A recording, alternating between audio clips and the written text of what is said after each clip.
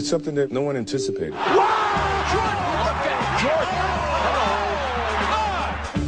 It was the Beatles of footwear because it changed everything. In an instant, it became a playground must-have. All by itself, it transformed the essence of urban fashion. Money's gotta be the shoes. Shoes. The whole marketing of the Air Jordan line was predicated on the style and the class and the competence and capability and the performance that Michael Jordan brought to the basketball court. There's a kaboom! When they first came out, I mean, it was so hot, everybody had to get a pair, me included.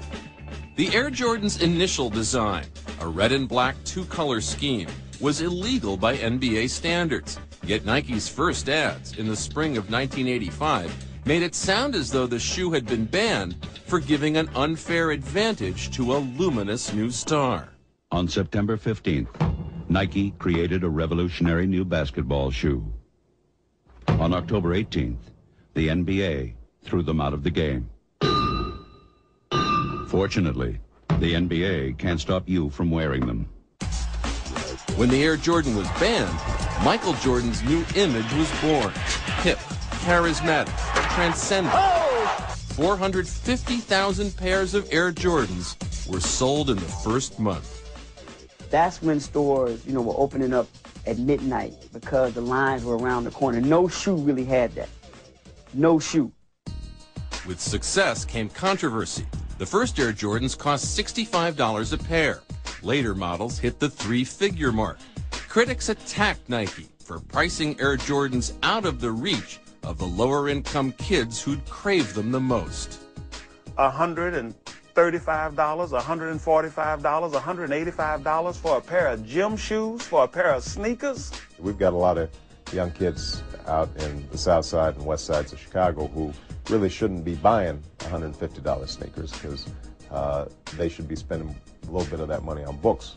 Then you have problems because people do what they need to do to get the money or steal that stuff, which is being hawked at them. And there were problems. In Maryland and Texas, teens were killed by thugs who were after their Jordans.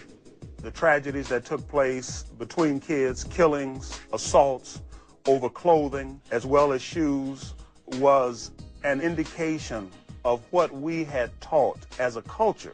Wearing the right clothes, identifying with the right image, became their sole hook and handle on their own personal self-esteem. Air Jordans anticipated the cultural dominance of hip-hop's swaggering materialism. They became the ideal evening dress wear for the street-smart young urban man and the suburban teen or baby boomer who wanted a taste of Jordan's electrifyingly luxe style. There are certain movies and certain cars that are unique, and they kind of start trends and start things. That's an Air Jordan. It's a trend starter. As much as you want to wear those on the basketball floor, you want to wear those to school, you want to wear them to functions. I've had numerous, I have a closet full of Jordans. And I think the ones I liked the best was the patent leather.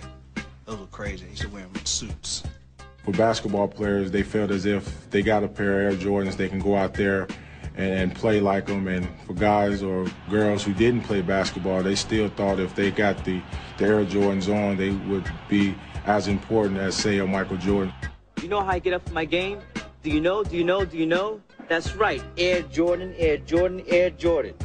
I think what Michael and Nike were able to accomplish was to mainstream sports apparel into everyday apparel and make it a fashion statement.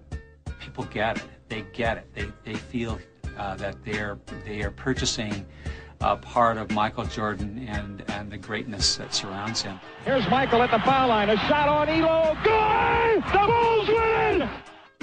People all over the world know about those shoes, and people all over the world, some of them don't know how to play basketball or even know, about the game of basketball, but they wear those shoes. They also make the shoes. Jordan sloughed off criticism from activists who said his sneakers were being made overseas by exploited workers, earning less than a living wage. Last year, Jordan countered those claims by visiting an Asian shoe factory. I saw a commitment to try to improve an environment. It's easy to compare that to the United States, and I think that's somewhat unfair, and I think you have to compare it to what was happening within that country. Yes, the Air Jordan caught some cultural waves. The growing influence of the inner city on fashion, the pricey aesthetic of the rap movement, the graying boomers' lust for eternal youth and grace. But let's face it, they were cool. And so was the man whose name and soaring figure adorned every pair. 2 decades later, their synergy stands in history.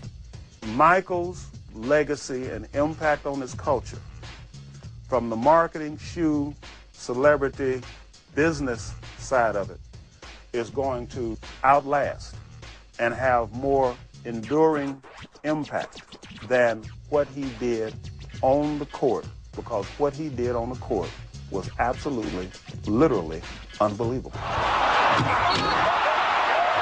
We just enjoy the moment and feel that we've made an impact on society as well as the sport industry and fashion, and I think that drives us.